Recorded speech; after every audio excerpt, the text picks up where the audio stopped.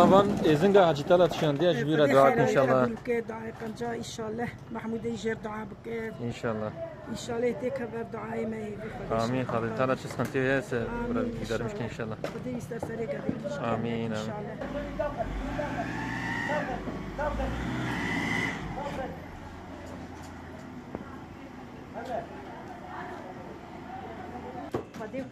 خدای خیرات قبول بکه و تفسیر یک ما شاندیه خدای خیرات قبول بکه تصدقه سری تو مالا تو اولادی تو و دبر رخیر میدیه تکه و امجوار رازینه ربی علم جوار رازیبه امجی یتیم نر وقتی رازینه ربی علم جوار رازیبه خدای و پیغمبری مشت رازیبه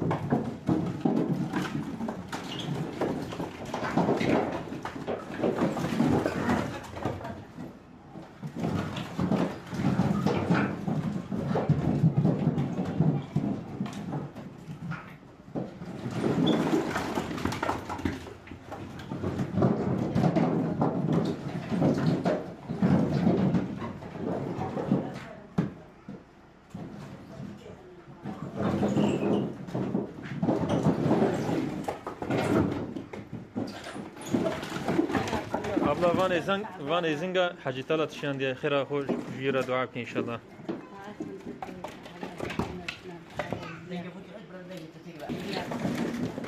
نظمها إن شاء الله نبغي راضي به پیغمبر حج طلعت راضی به مالوی آقا به خالی پیغمبر راضی خدا خیر آوی قبول کی انشاءالله مکانی جنت انشاءالله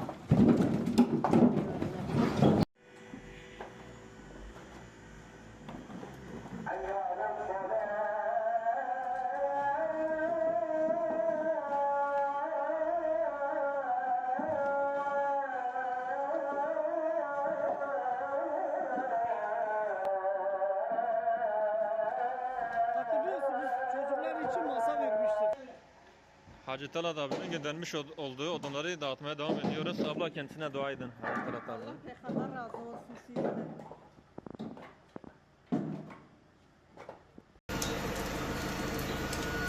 Allah ne kabul etsin.